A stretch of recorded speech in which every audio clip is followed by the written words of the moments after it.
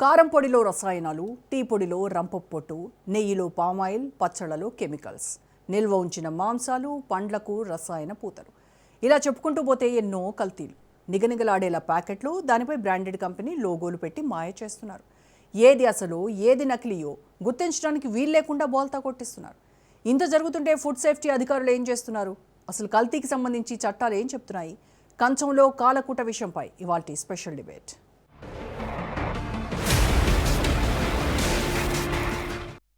అగ్గిపుల్ల, సబ్బుబిళ్ళ, కుక్కపిల్ల, కాదేది కవితకు అనర్హం అన్నాడు కవి. పాలు, పప్పులు, పండ్లు, నూనెలు కావేవి కల్తీకి అనర్హం అంటున్నారు కేటుగాళ్లు. ప్రజల ఆరోగ్యం అంటే లెక్కలేదు, చట్టాలంటే భయం లేదు. కనీసం తప్పు చేస్తున్నామనే పాప భీతి అస్సలు కనిపించడం లేదు. ప్రతి ఆహార పదార్థాన్ని కల్తీ చేస్తున్నారు. రాజమహేంద్రవరంలో కల్తీ పాలు తాగి 5గురు మృతి చెందిన ఘటన తెలుగు రాష్ట్రాల్లో కలకలం రేపుతోంది. ఒక్కొక్కటిగా కల్తీ వ్యవహారాలు వెలుగులోకి వస్తున్నాయి. ఇంటింటా విష ప్రవాహం వ్యాపిస్తోంది. కరకరలాడే పాప్కార్న్, కురుకురేల మాటున పిల్లలకు తల్లిదండ్రులే కాలకూట విషాన్నిస్తున్నారు.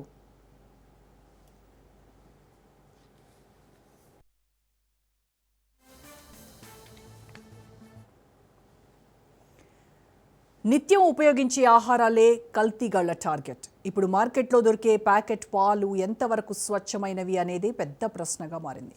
పాలు ఎక్కువ కాలం పాడవకుండా ఉండటానికి, చిక్కగా కనిపించడానికి కొన్ని పాల కేంద్రాలు ప్రమాదకరమైన రసాయనాలు వాడుతున్నాయి. పాలు విరిగిపోకుండా ఫార్మాలిన్ అనే రసాయనాన్ని కలుపుతున్నారు కల్తీగాళ్లు. పాలు చిక్కగా కనిపించడానికి యూరియా, స్టార్చ్, పెయింట్ వంటి పదార్థాలను వాడుతున్నారు. దీంతో రాజమండ్రి ఘటనతో విస్తుపోయే నిజాలు వెలుగులోకి వచ్చాయి.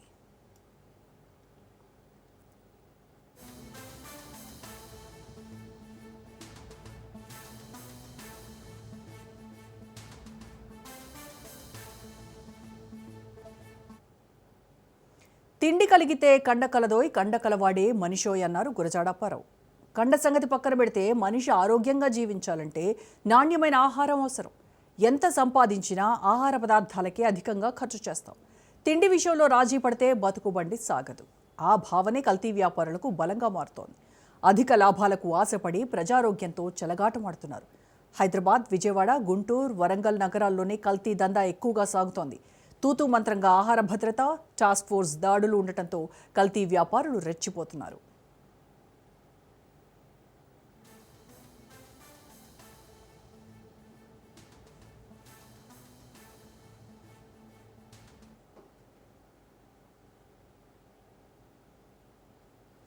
ఉదయం బ్రేక్ఫాస్ట్, మధ్యాహ్నం లంచ్, రాత్రికి డిన్నర్. సందర్భం ఏదైనా, వారం ఏదైనా చాలామంది హోటల్స్, రెస్టారెంట్స్కు వెళ్లాల్సిందే, కడుపు నిండా తినాల్సిందే.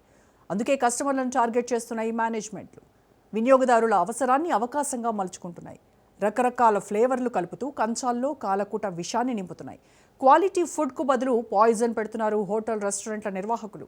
కొద్ది రోజులుగా కల్తీ ఆహార పదార్థాలు మార్కెట్లో రాజ్యం ఏలుతున్నాయి. తయారీదారులు కనీస నాణ్యతా ప్రమాణాలు పాటించడం లేదు. ఆయా ఆహార పదార్థాలపై తయారీ తేదీ, ఎంతకాలంలోగా వినియోగించాలనే వాటిని ముద్రించకుండానే విక్రయిస్తున్నారు.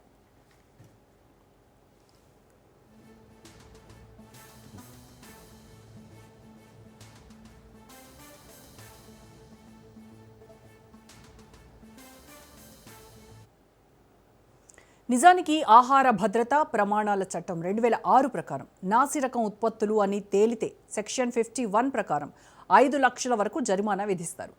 వివరాలు సరిగ్గా పొందుపరచకపోతే సెక్షన్ 52 మేరకు 3 లక్షల జరిమానా వేస్తారు. సురక్షితం కాని ఆహార పదార్థాలు తినడం వల్ల మరణం సంభవిస్తే సెక్షన్ 59 ప్రకారం 7 ఏళ్లకు తక్కువ కాకుండా జైలు శిక్ష విధిస్తారు.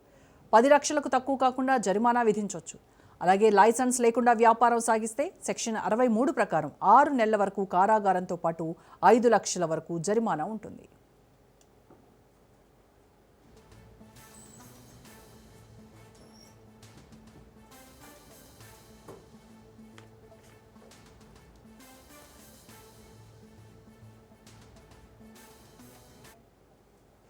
ఆహార పదార్థాల కల్తీతో అనేక ఆరోగ్య సమస్యలు వస్తున్నాయి. నరాల బలహీనత, మెదడుపై ప్రభావం చూపి మెమరీ లాస్, ఇంటెలిజెన్స్ తగ్గడం, హార్ట్ ఫెయిల్యూర్, జీర్ణకోశ వ్యాధులు, ulcers, cancer, kidney failure, bone weak అవ్వడం, మజిల్స్పై ప్రభావం చూపడం, చర్మం ముడతలు పట్టడం జరుగుతోంది.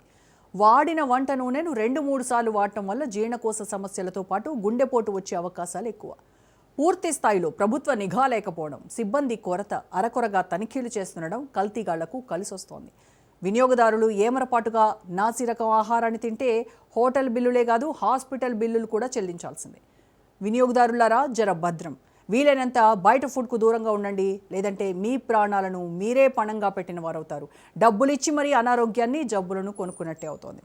రైట్, ఈ కల్తీ దందా గురించి గత కొన్ని రోజులుగా మనం చూస్తూనే ఉన్నాము. పాలు కల్తీ, నెయ్యి కల్తీ, ఏది ముట్టుకున్నా కల్తీ కల్తీ కల్తీ. సో ఈ కల్తీకి చెక్ పెట్టడం ఎలాగా?